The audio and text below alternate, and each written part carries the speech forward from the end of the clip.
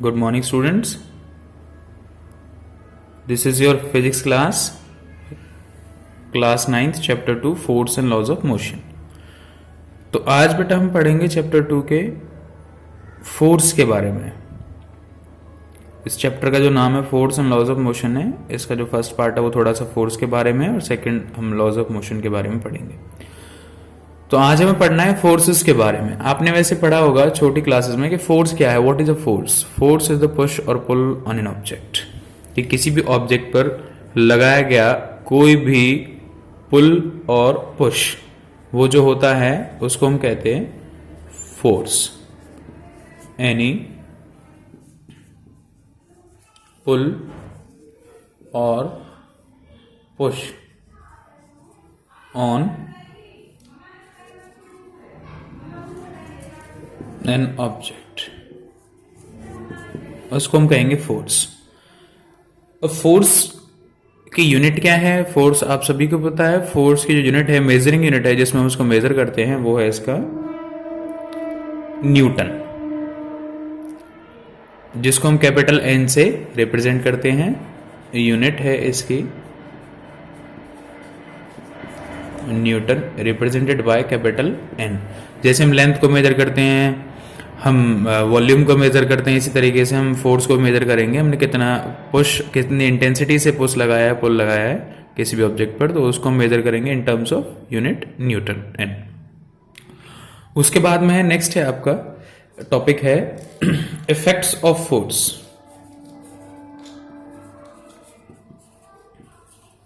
Effects of force.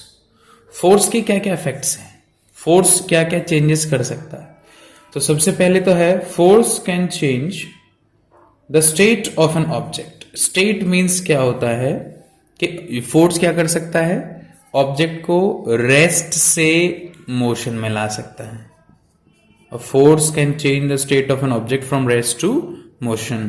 और दूसरे क्या कर सकता है? ये किसी ऑब्जेक्ट को मोशन से रेस्ट में ला सकता है. इट मीन्स जब कोई ऑब्जेक्ट मूव कर रहा होता है तो उसको ये रेस्ट में भी ला सकता है.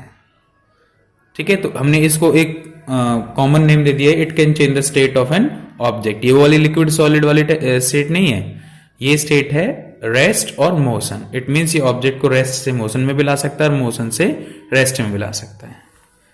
नेक्स्ट है सेकंड इफेक्ट है फोर्स का, वो है it can change the speed. अच्छा जी, ये स्पीड को भी चेंज कर सकता है. स्पीड को कैसे चेंज कर सकता है? जैसे आप अपने फ्रेंड के साथ जा रहे हैं साइकिल पे, तो उस साइकिल पे जो आपका फ्रेंड बैठा है, अगर आप उसको उसी डायरेक्शन में फोर्स लगाते हैं साइकिल पर, जिस डायरेक्शन वो साइकिल मूव कर रही है, तो ऑब्वियसली उसकी स्पीड बढ़ेगी, चेंज होगी. अब लेकिन यदि आप इसका अपोजिट सोचोगे, मान लो आपने उसको पीछे की तरफ खींचा, साइकिल आगे की तरफ चल रही है, आपने उसको पीछे की तरफ खींचा, तो आपको मिलेगा कि उसकी जो स्पीड है वो कम हो जाती है. आप तब तक नहीं खींचेंगे उसको जब तक रुक ना जाए. आपको ऐसा नहीं करना है, उसको बिल्कुल स्टॉप करना है, फिर वो तो चेंज ऑफ स्टेट में चला जाएगा कि आपने मोशन से उसको रेस्ट में कर दिया. लेकिन आपको कुछ ही टाइम के लिए फोर्स लगाना है बैकवर्ड डायरेक्शन में, ताकि उसकी स्पीड स्लो हो जाए, कम हो जाए. तो इससे हम कह सकते हैं ऑब्जेक्ट, ये फोर्स जो है वो क्या करता है? ऑब्जेक्ट की स्पीड को चेंज करता है. नेक्स्ट है change the direction of a moving object. Third है डायरेक्शन. अब डायरेक्शन को कैसे चेंज करते हैं? आपने सुना होगा बैट्समैन क्या करते हैं, क्रिकेट खेलते हैं जैसे, वो क्या करते हैं, वो बॉल पर फोर्स लगाते हैं बैट की हेल्प से.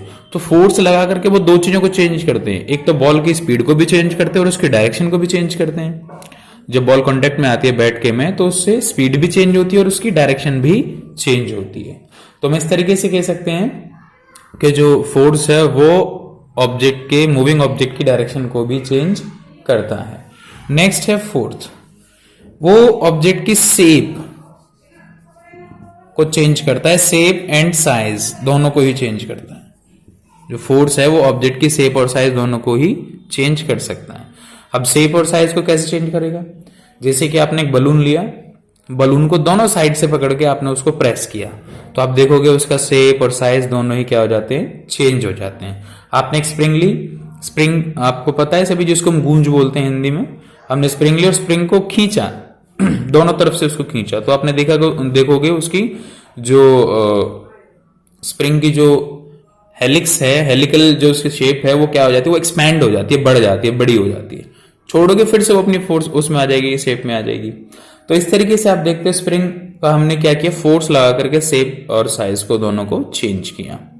तो हम इस तरीके से कह सकते हैं फोर्स ऑब्जेक्ट के 4 पैरामीटर्स को चेंज कर सकता है, स्टेट को चेंज कर सकता है, स्पीड को चेंज कर सकता है, डायरेक्शन ऑफ मोशन को चेंज कर सकता है, शेप और साइज को चेंज कर सकता है। So these are the effects of force. Thank you.